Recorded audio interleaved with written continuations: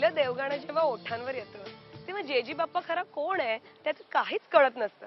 दिसत असतं फक्त चंद्र, सूर्य, आकाश, तारे आणि मग त्या साऱ्यातच देवबाप्पा शोधणारं एक गाणं आपल्या मनात येतं.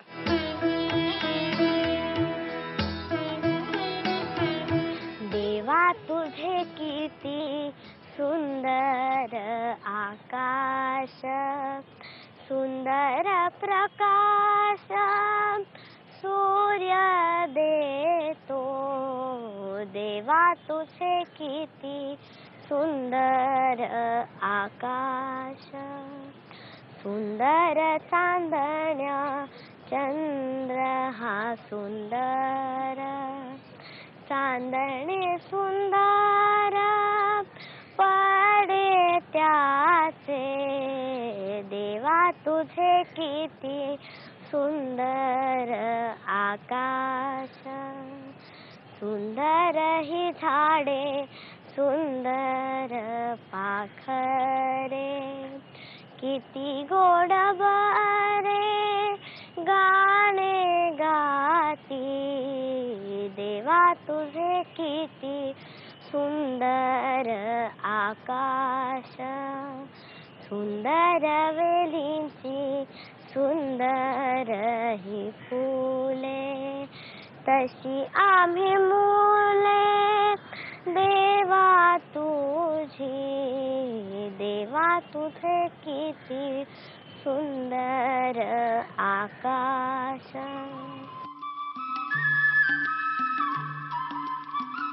या चराचरात भरून असलेल्या परमेश्वराचं दर्शन घ्यायला जायचं तरी कुठं? पाडगावकरांनी त्यांच्या दर्शन या कवितेत त्याला कसं बघायचं हे सगळं उलगडून दाखवलंय.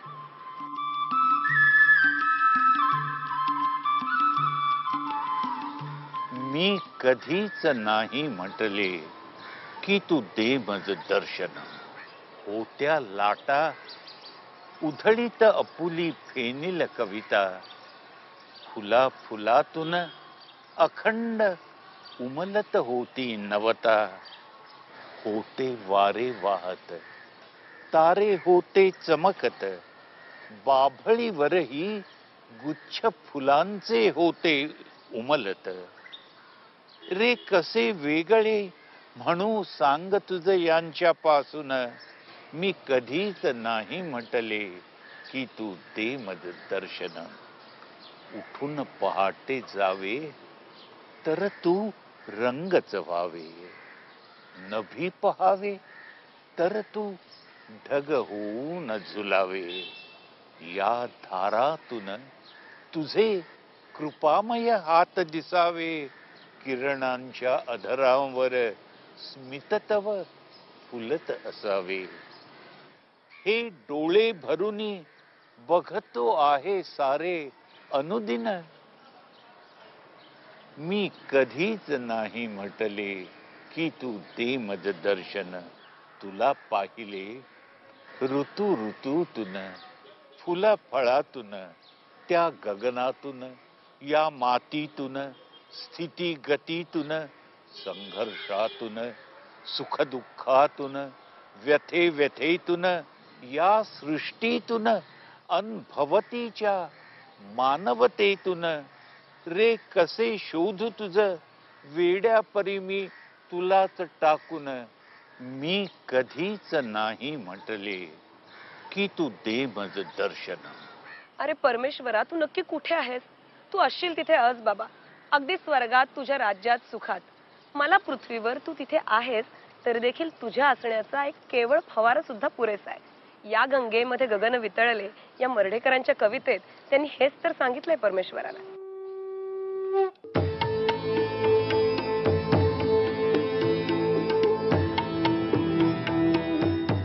ह्या गंगेमधी गगन वितळले, शुभाशुभाचा फिटे किनारा. अर्ध्या हाके वरी उतरला, बुद्ध गयेचा पिवळा वारा. इथे तिथेचे फुटले खापर, ढासळली अन जरा अहमता. उभ्या जगावर चढली आडवी, तव मायेची कमान आता. ह्या गंगेमधी गगन वितळले, शुभाशुभाचा फिटे किनारा. असशील जेथे तिथे राहा तू, असशील जेथे तिथे राहा तू, हा इथला मज पुरे फवारा, हा इथला मज पुरे फवारा. विठोबावर कधी मनापासून प्रेम करत, कधी त्याच्या जवळ जात, कधी त्याला मिठीत घेत, तर कधी भांडण मांडत, तुकोबानं विठोबाचं आणि आपलं नातं अभंगांमधून उलगडून दाखवलं. तो आहे किंवा नाही याच्याही पलीकडचा वेध घेणारी ही तुकोबांची कविता. आहे ऐसा देव वदवावी वाणी, आहे ऐसा देव वदवावी वाणी, नाही ऐसा मनी अनुभवावा. आवडी आवडी आवडी आवडी कळीवरा कळीवरी, वरिली अंतरी ताळी पडे. अपूर्व दर्शन माते पुत्रा भेटी, रडू मागे तुटी हर्ष योगे. तुका म्हणे एके कळते दुसरे, बरी आणि बरे आहाचाचे आहाच, बरी आणि बरे आहाचाचे आहाच. दुजा ऐसा कोण बळी आहे आता, हरिया अनंता पासोनिया. बळीयाच्या आम्ही जालो बळीवंता, करू सर्व सत्ता सर्वांवरी. तुका म्हणे आम्ही जीवाच्या उदारा, जालो प्रीती करा गोविंदाशी, जालो प्रीती करा गोविंदाशी. पंढरीच्या विठोबानं तुकोबाला वेडं केलं आणि या तुकोबाच्या अभंग वाणीनं साऱ्या महाराष्ट्राला आणि त्यातल्या कवींना आपला जीव लावला. त्या तुकोबाचं आणि आपलं नातं दासू वैद्यांनी आपल्या कवितेतून उलगडून दाखवलं.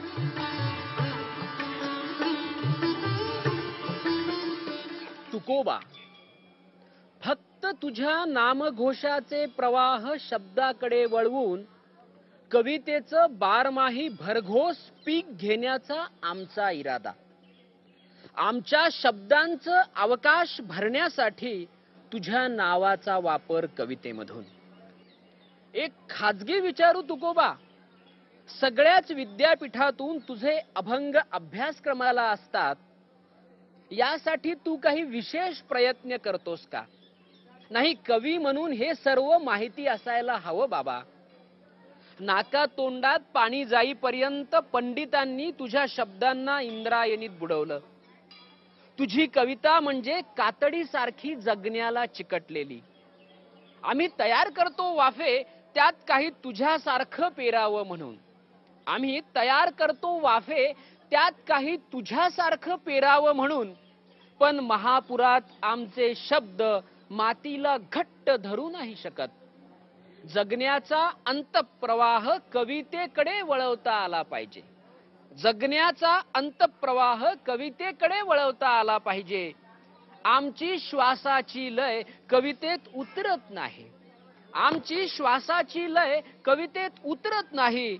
नुसतेच भजनातल्या मृदंगासारखे वाजत राहतो. आता आम्हाला कळायला हवं, नुसतं तुझं नाव घेऊन कविता मोठी होत नसते. आता आम्हाला कळायला हवं, नुसतं तुझं नाव घेऊन कविता मोठी होत नसते. त्याकरिता जगण्याशी सम साधायला शिकलं पाहिजे. जगण्याशी सम साधायला शिकलं पाहिजे.